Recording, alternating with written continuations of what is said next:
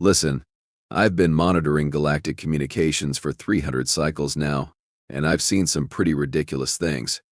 Empires rise, empires fall, species get wiped out for forgetting to pay their cosmic parking tickets. But what happened to the Zorvakian hegemony? That wasn't just stupidity. That was weapons grade, industrial strength, premium quality stupidity with a side of hold my beer and watch this. My name is Glixnor, and I'm what you humans would call a data analyst for the Intergalactic Incident Investigation Bureau. Sounds fancy, right? Wrong. I sit in a cramped office that smells like recycled air and broken dreams, cataloging the various ways civilizations manage to delete themselves from existence. It's like being a cosmic janitor, except instead of cleaning up spills, I'm documenting the aftermath of galactic faceplants. The Zorvakian hegemony was your typical bloated, arrogant empire. Picture this.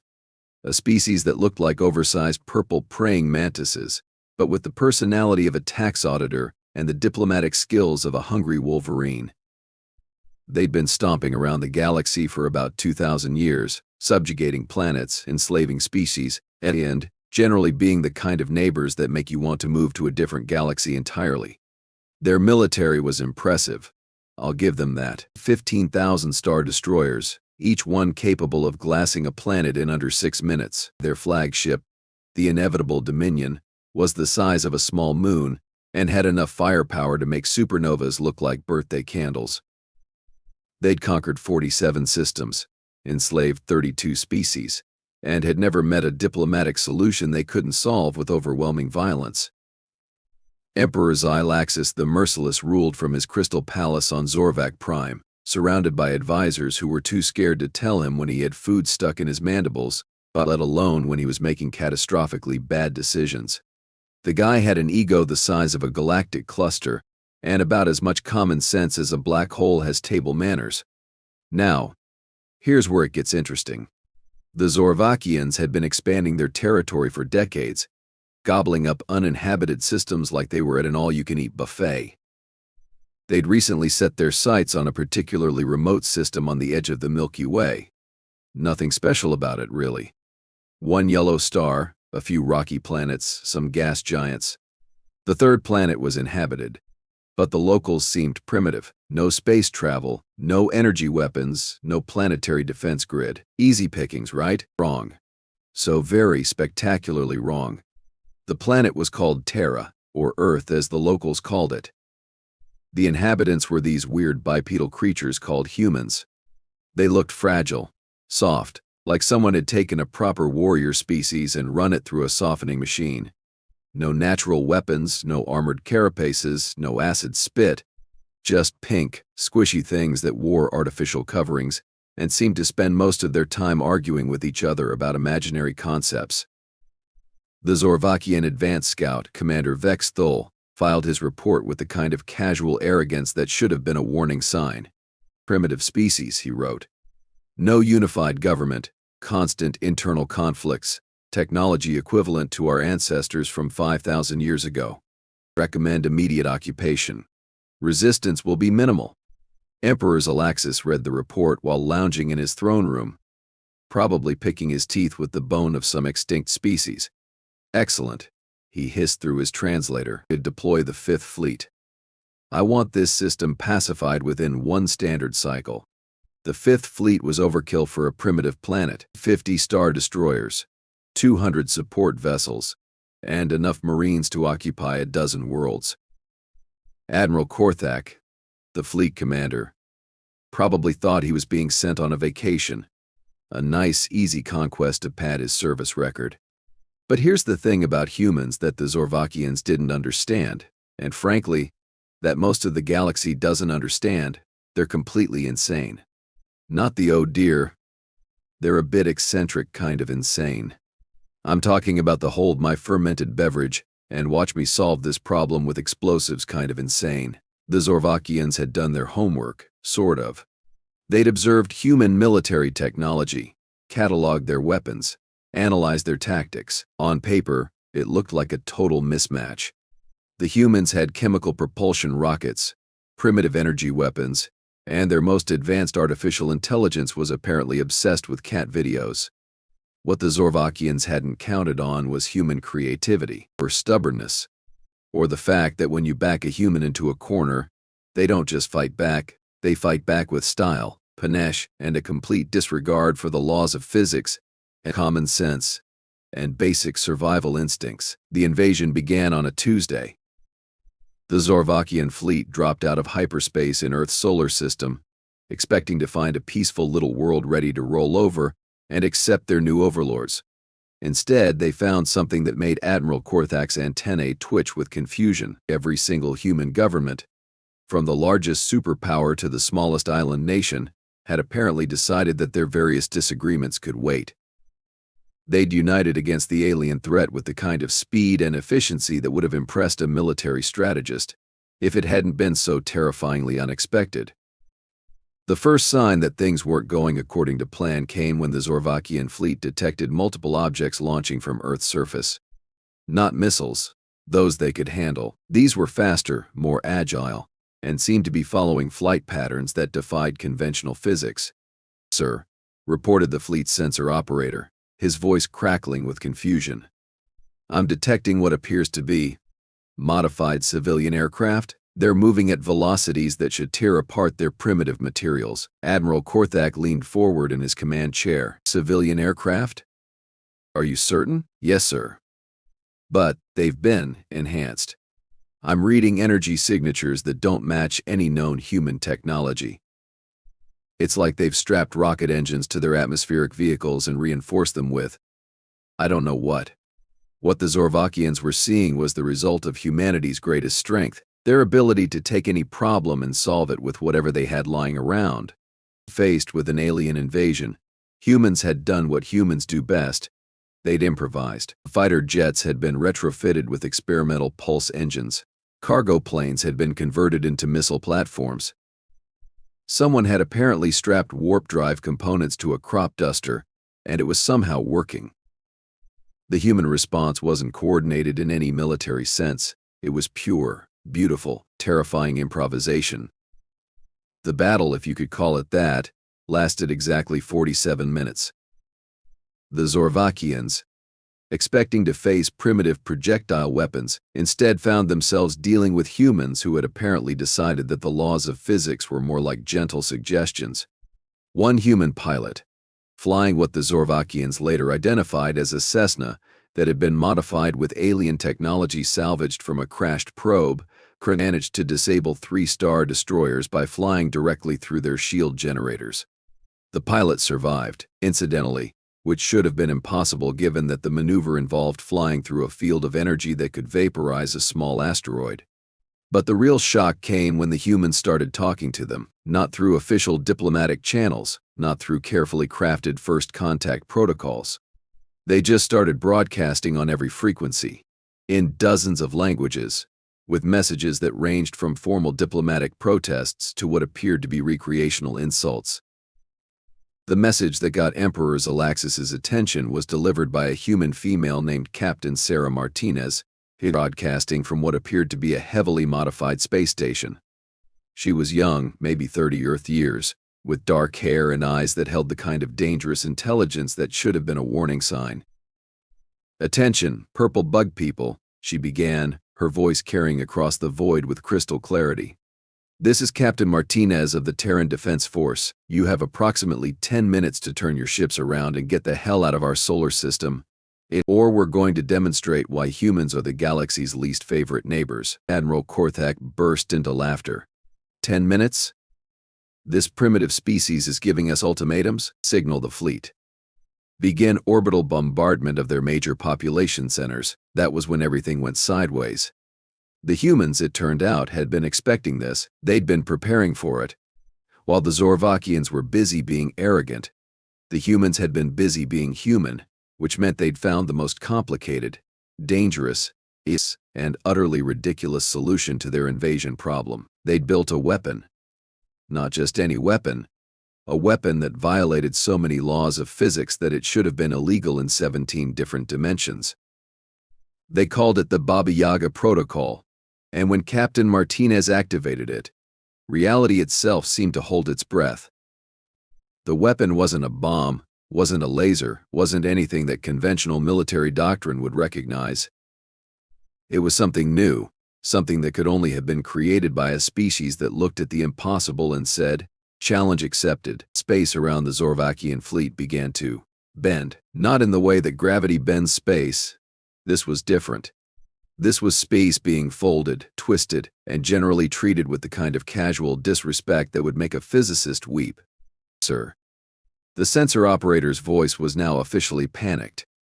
"I'm reading massive gravitational anomalies. The fabric of space-time is fluctuating." "How is that possible?" Admiral Korthak was no longer laughing. "Get us out of here. Full retreat. All ships hyperspace jump, now." But it was too late. The Baba Yaga protocol had already locked onto the Zorvakian fleet. Space contracted around them like a closing fist, trapping them in a pocket of twisted reality where the normal rules no longer applied.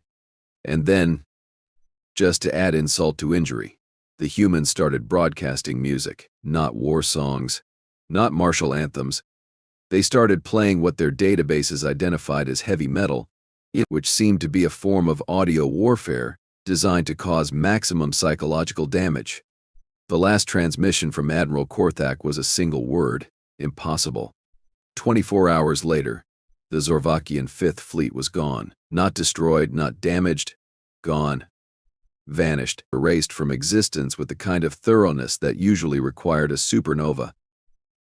Emperor Zylaxus, receiving the reports from his throne room, felt something he hadn't experienced in decades: fear. Not the simple fear of death, but the deeper, more primal fear of encountering something completely beyond his understanding. "Prepare the Grand Armada," he commanded. "We will show these humans what happens when they dare to defy the Zorvakian hegemony."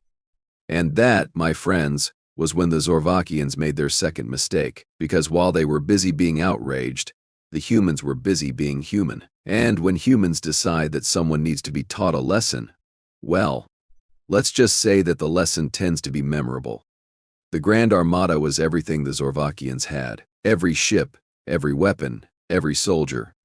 It was a force that could conquer entire galactic sectors, and Emperor Zylaxus was pointing it at a single primitive planet. What happened next would become legendary, not just in human history, but in the annals of galactic warfare. Because the humans didn't just fight back, they fought back with the kind of creative destruction that made the Baba Yaga protocol look like a warm-up exercise.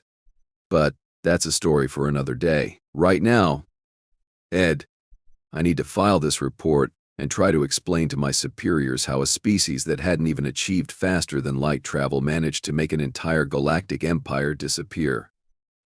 The answer, I'm beginning to suspect, is that when you make humans angry, physics becomes optional. And when you make humans really angry, well, that's when things get interesting. You know what the most dangerous sound in the galaxy is? It's not the roar of a supernova, or the screech of a black hole tearing apart reality. It's the sound of a human saying, "Hold on, I have an idea," right before they do something that makes the universe question its own existence. After the Zorvakian Fifth Fleet vanished into whatever dimension the Baba Yaga protocol had banished them to, Emperor Zylaxus did what any rational dictator would do when faced with the impossible. He completely lost his mind. The Grand Armada that assembled above Zorvak Prime was a sight to behold. 15,000 star destroyers, each one bristling with enough firepower to sterilize a continent. 500 dreadnoughts, their hulls gleaming with the kind of weapons that could crack planets like eggs. And at the center of it all, the inevitable Dominion, Emperor Zylaxus's flagship, a monument to imperial ego and engineering overkill. "This ends now," Zylaxus hissed to his assembled admirals. "These humans have humiliated the hegemony for the last time. I want their planet reduced to cosmic dust. I want their star system erased from existence. I want their very atoms scattered across the void so thoroughly that the universe forgets they ever existed." Admiral Thyxex, the most senior of the Zorvakian commanders, shifted nervously. "Your Majesty, perhaps we should consider a more cautious approach. The humans have demonstrated capabilities that our analysts don't fully understand. Emperor Zylaxus's compound eyes fixed on the admiral with the kind of stare that had historically preceded executions. "Are you suggesting, Admiral, that the might of the Zorvakian hegemony should cower before a species that hasn't even achieved proper space travel?" "No, Your Majesty. I'm suggesting that we don't understand what we're dealing with. Then we will learn by destroying them utterly." The Grand Armada departed for Earth with the kind of fanfare typically reserved for religious ceremonies or public executions. Across the Zorvakian Empire, citizens gathered to watch the fleet's departure, and confident that their military might would crush this upstart species that had dared to resist their expansion. Meanwhile, back on Earth, the humans were doing what humans do best when faced with an impossible situation. They were getting creative. And when humans get creative in a military context, the results tend to be spectacular, terrifying, and completely divorced from conventional logic. Captain Sarah Martinez stood in the command center of Luna Station, Earth's hastily constructed orbital defense platform. Around her, technicians and scientists worked with the kind of manic energy that usually required several cups of coffee and a complete disregard for safety protocols. "Status report," she called out, her voice cutting through the organized chaos. Dr. James Park, the lead scientist on the Yaga project, looked up from his console. His hair was disheveled, his lab coat was stained with what looked like coffee and possibly rocket fuel, and his eyes held the distinctive gleam of someone who had been awake for far too long while playing with universe-altering technology. "Good news and bad news, Captain," he said, his voice hoarse from too much caffeine and not enough sleep. "The good news is that the Baba Yaga protocol worked exactly as intended. The bad news is that we used up all our exotic matter in the process. How long to manufacture more? About 6 months. Assuming we can find another crashed alien probe to reverse engineer." Martinez nodded grimly. "And the Zorvakians?" Lieutenant Commander Alex Rivera, the station's tactical officer, spoke up from his position at the sensor array. "Long-range sensors are detecting a massive fleet formation approaching from the direction of the Zorvakian home system. Preliminary estimates suggest they're throwing everything they have at us." "How long do we have?" 72 hours, give or take." Martinez felt a familiar sensation in her stomach, the same feeling she'd had just before her first spacewalk, or her first combat mission, or any of the other times in her life when she'd stared into the abyss and decided to wave back. It was fear, excitement, and determination all mixed together into something that was either courage or insanity. With humans, it was often hard to tell the difference. "All right, people," she said, her voice carrying across the command center. "We've got 3 days to come up with a way to stop the largest invasion force in galactic history. Anyone got any ideas?" The silence that followed was the kind of silence that precedes either brilliant inspiration or catastrophic failure. In human history, these two outcomes were often indistinguishable. Dr. Park was the first to speak. "We could try to replicate the Baba Yaga effect using conventional technology. Scale it up. Maybe. With what power source?" Rivera asked. "We'd need the output of our entire sun just to generate the necessary exotic matter."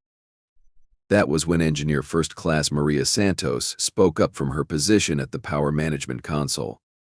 Santos was the kind of person who looked at problems and saw solutions, usually involving large amounts of controlled explosions and engineering principles that made safety inspectors weep. "What if we don't need to replicate it exactly?" she said, her voice thoughtful.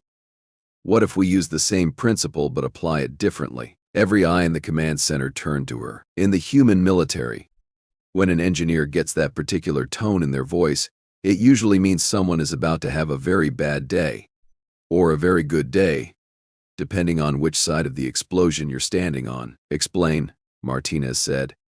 Santos stood up, her movements quick and precise. "The Baba Yaga protocol works by folding space-time around the target, essentially creating a pocket dimension where normal physics don't apply. But what if, instead of trapping them in a pocket dimension, we folded space-time to bring them somewhere else? Somewhere inconvenient." The silence that followed was pregnant with possibility and terror. Mostly terror. Dr. Park was the first to understand what Santos was suggesting. You want to weaponize teleportation, not teleportation. Relocation. Involuntary relocation. That's... Dr. Park paused, his mind racing through the implications. That's completely insane. The power requirements alone would be astronomical. We'd need to tap into the planet's core, maybe even the sun itself, so we tap into the sun. You can't just tap into the sun. It's a nuclear furnace. The temperatures alone would vaporize any conventional material we could use for containment. Santos smiled, and it was the kind of smile that had historically preceded some of humanity's most impressive engineering disasters. Who said anything about conventional materials? Over the next 72 hours, the humans did what humans do best. They took an impossible problem and solved it with a combination of desperate ingenuity, a complete disregard for safety protocols, and enough caffeine to power a small city. The project they constructed was less a weapon and more a monument to the human ability to make the universe question its own existence. They called it the Cosmic Doorbell, partly because it sounded less threatening than reality manipulation device, and partly because someone had to explain the project to politicians, and politicians generally preferred names that didn't imply the potential end of existence as we know it. The device worked, theoretically, by creating a massive gravitational lens that would fold space-time around the approaching Zorvakian fleet. But instead of trapping them in a pocket dimension, it would relocate them to a different part of the galaxy entirely. Specifically, to a region of space that was inhospitable, uninhabited, and generally unpleasant. The power requirements were solved by Dr. Park's team, who had apparently figured out how to create a stable conduit to the sun's core using materials that existed only in theoretical physics textbooks and the fevered dreams of mad scientists. The containment system was built by Santos's engineering team, who had managed to create magnetic fields strong enough to hold stellar plasma using technology that shouldn't have been possible for another 1,000 years. The targeting system was handled by Rivera's tactical team, who had somehow managed to create sensors accurate enough to track individual molecules across interstellar distances. The whole thing was coordinated by Martinez, who had the unenviable job of making sure that humanity's first attempt at large-scale reality manipulation didn't accidentally destroy the solar system. When the Zorvakian Grand Armada arrived at Earth, they found something that made Emperor Zylaxus's mandibles click with confusion. The humans weren't hiding. They weren't running. They were waiting. "Sir," reported the fleet's sensor operator, his voice tinged with the kind of bewilderment that usually preceded career-ending mistakes. "I'm detecting massive energy readings from the third planet. It's like they've turned their entire star into a power source." Emperor Zylaxus leaned forward in his command throne. "Explain." "There's a conduit of some kind extending from the planet's surface directly into their star's core. I'm reading energy flows that should be impossible with their technology level." "Impossible how?" "The energy output is equivalent to the total power generation of our entire empire for a single device." For the first time in his long reign, Emperor Zylaxus felt something that might have been doubt, but doubt was weakness, and weakness was not tolerated in the Zorvakian hierarchy. "All ships, battle formation," he commanded. "Commence orbital bombardment. I want that planet reduced to molten slag." The Grand Armada opened fire with the kind of coordinated destruction that had conquered dozens of worlds. Energy beams that could vaporize mountains lanced down toward Earth's surface. Missiles that could crack continents streaked through the void. The combined firepower of 15,000 ships converged on a single blue-green planet. And then Captain Martinez activated the cosmic doorbell. Reality hiccuped. Space-time folded in on itself like origami made of pure mathematics. The laws of physics took a coffee break and decided to let the humans handle things for a while. The Zorvakian Grand Armada, all 15,000 ships, suddenly found themselves somewhere else entirely. Not destroyed, not damaged, just relocated. Specifically, relocated to a region of space approximately 47,000 light-years from Earth, and in the middle of a particularly dense asteroid field that was orbiting a pulsar. The relocation was instantaneous, complete, and absolutely terrifying in its implications. One moment the Zorvakians were preparing to glass a primitive planet. At the next they were trying to avoid being pulverized by house-sized rocks while radiation from a spinning neutron star cooked their shields. Emperor Zylaxus, staring at his tactical display in absolute bewilderment, managed to speak a single word, "How?" The answer came in the form of a transmission from Earth, broadcast across subspace with the kind of clarity that suggested the humans had also figured out how to hack galactic communication protocols. "Attention, Zorvakian hegemony," came Captain Martinez's voice, calm and professional. "You are currently located in grid reference Zulu 777 Alpha, approximately 47,000 light-years from your intended destination. Consider this a timeout. Your fleet is undamaged, your crews are unharmed, and your weapons are functional. However, you are now in a region of space that is, let's call it challenging to navigate." She paused, and when she continued, there was a note of amusement in her voice that made every Zorvakian in the fleet feel a chill that had nothing to do with the cold vacuum of space. "You have two choices. You can try to fight your way back to Earth, which will take you approximately 300 years using your current technology, assuming you can avoid the asteroid field, the radiation, and the various other hazards we've thoughtfully provided. Or you can accept our terms for your return." Emperor Zylaxus found his voice. "What terms?" "Complete withdrawal from all conquered territories, reparations to all enslaved species, dismantling of your military infrastructure, and a formal apology, broadcast across the galaxy, for being such monumentally unpleasant neighbors." The silence that followed was the kind of silence that accompanies the death of empires. "You're insane," Zylaxus whispered. "We're human," Martinez replied. "There's a difference, but it's subtle." What followed was the fastest diplomatic negotiation in galactic history. The Zorvakian hegemony, faced with the choice between 3 centuries of asteroid dodging and cosmic radiation, or swallowing their pride and accepting human terms, chose the latter. The formal surrender was broadcast across every communication channel in the galaxy. Emperor Zylaxus, reading from a script that had been dictated by Captain Martinez, announced the dissolution of the Zorvakian military, the liberation of all conquered territories, and the establishment of the Zorvakian Republic, a democratic government that would be monitored by human observers. The Zorvakian Grand Armada was returned to normal space 3 days later, minus their weapons and with their ship's navigation systems locked to prevent any future aggressive actions. The crews were sent home with a stern warning and a comprehensive guide to conflict resolution written by human diplomats. As for Emperor Zylaxus, he spent the rest of his days in comfortable exile on a small agricultural planet, where he wrote his memoirs and tended a garden of exotic flowers. The book, titled Never Anger the Humans, a cautionary tale, became a bestseller across 17 star systems. The Zorvakian hegemony, as a galactic power, simply ceased to exist. Not through conquest, not through internal collapse, but through the simple expedient of being thoroughly, completely, and embarrassingly outmaneuvered by a species that had discovered fire only a few thousand years ago.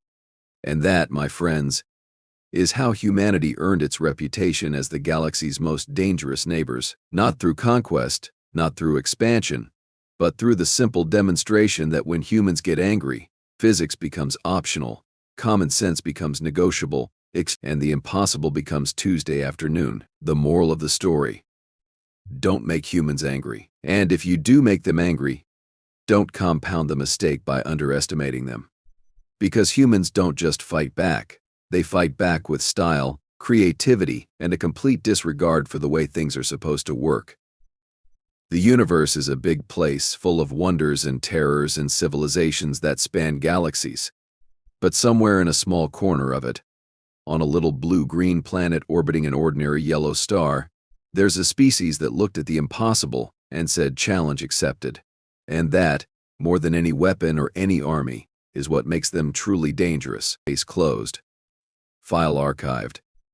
And if you'll excuse me, I need to go update my resume. Because after filing this report, I'm pretty sure I'm going to need a new job.